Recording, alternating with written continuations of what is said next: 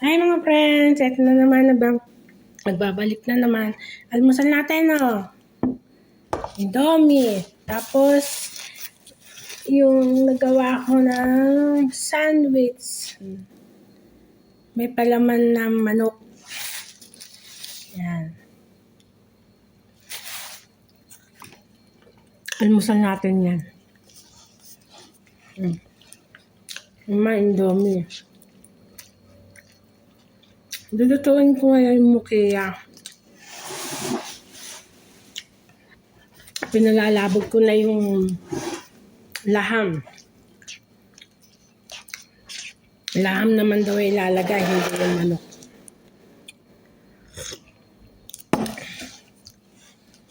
Yung beef, ganun. Beef nga ba? Kain tayo. Mga kapatid, kain tayo.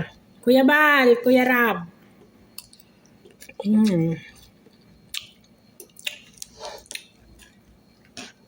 Pero parang busog pa ako. Pero hindi pa ako nag-almusal. Dami ko kasi nakain kahapon. Yung gulay. Yung bulaklak ng ano yun. Tapos nilagyan ko ng tuna. Sarap. Dami ko nakain kahapon.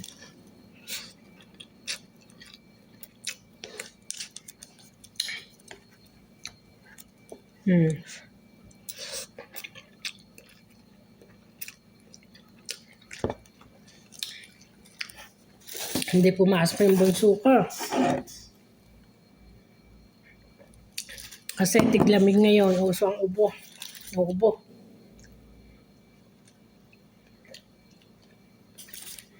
Dadating na yung tiglamig. Pero ngayon, tama lang para ka na sa Pinas. Hindi mainit, hindi malamig.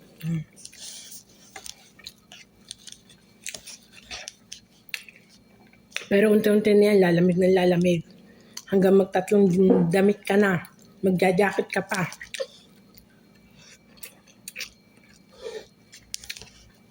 Dito, pag dumating ang tiglamig, sobrang lamig. Pag dumating ang tag-init, sobrang init.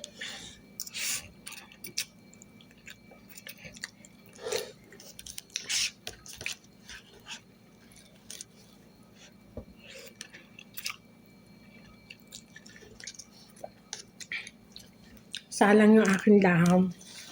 Tingnan nyo. Mga pre, tingnan nyo yung laham ko. Naisalang ko na. Pero matagal na proseso yan. Kailangan palalambutin mo ng lambot na lambot. Ito yung mukiya, yung ano ba tawag nito sa atin? Yung humay-humay ko to eh.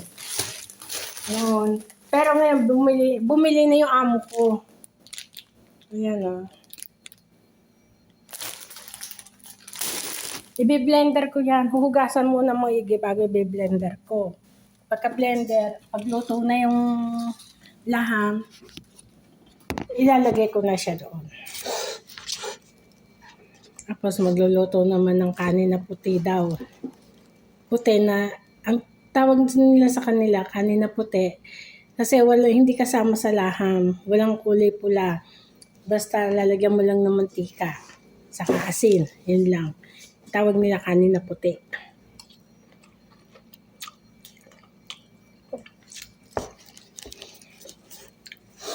Parang busog pa talaga ako.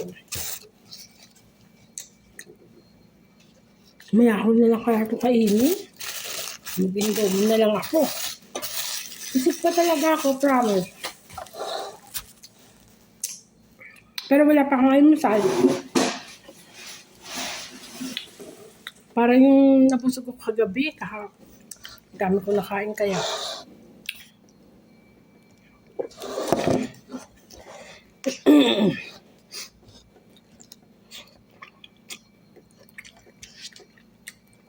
May ako nakainin yung sandwich.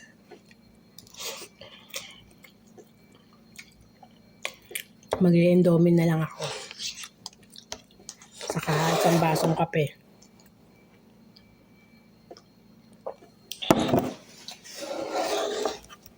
Di pa ako nakapaghugas ng bigas. Kasi dito pag nagluto, ibababad muna yung bigas. Bago mo lutuin.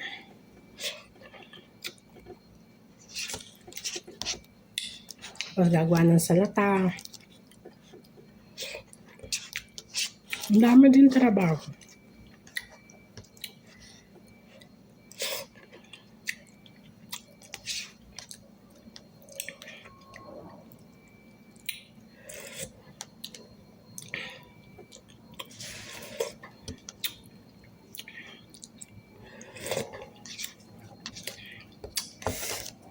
Medyo manghang.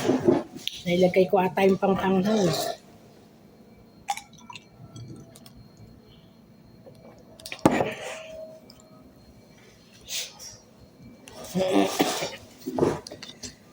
Hirap ng buhay. Kailangan magtiis kasi may pangarap sa buhay. Kung uuwi ka naman sa Pinas, wala. Wala ka naman, walang hirap ng buhay sa Pinas. Dito, kahit maraming trabaho, kumakain ka naman ng tama, may pera ka pang naipapadala sa anak mo.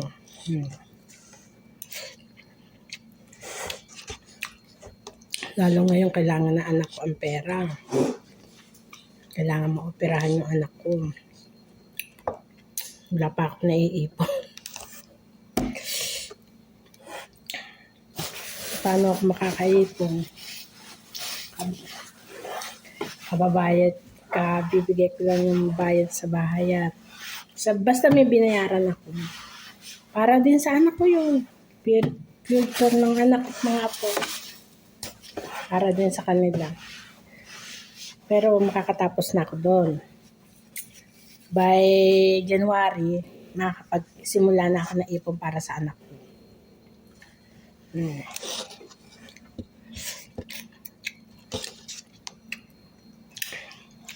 Busog talaga ako. Pinipilit ko lang maubos kasi masisira lang to.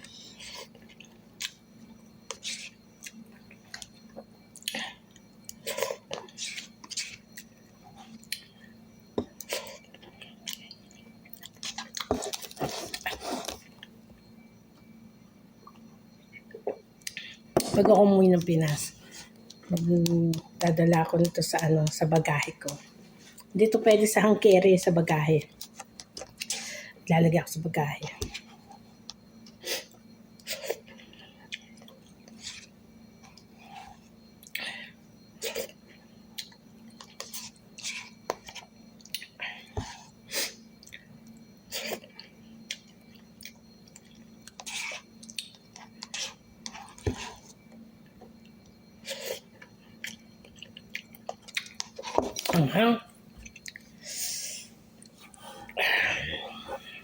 Mumula na ata ako eh.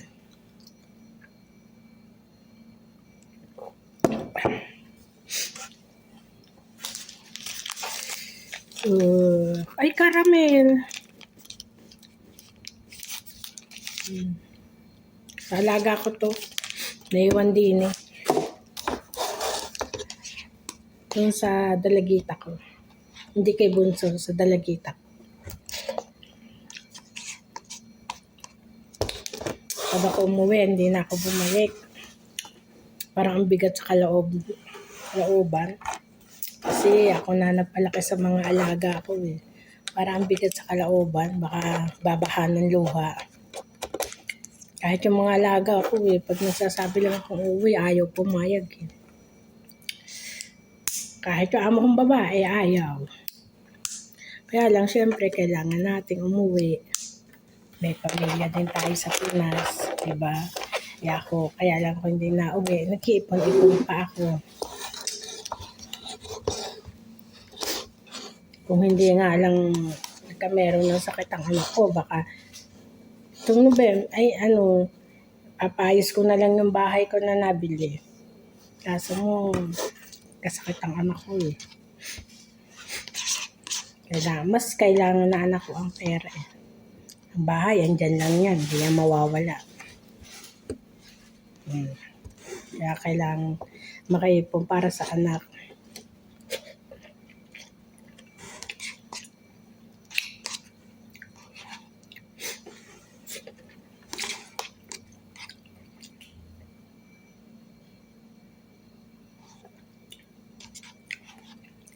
Mhm.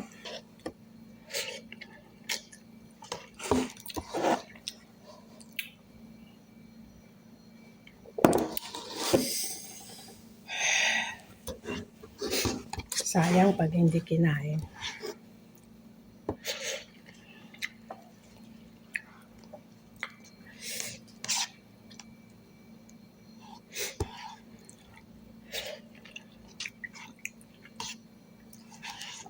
Yung sandwich, mamaya na lang yun.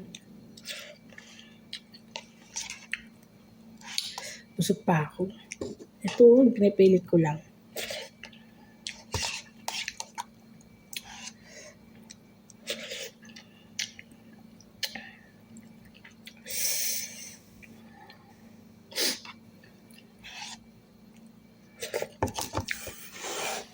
Okay, bye-bye na. Bye-bye na.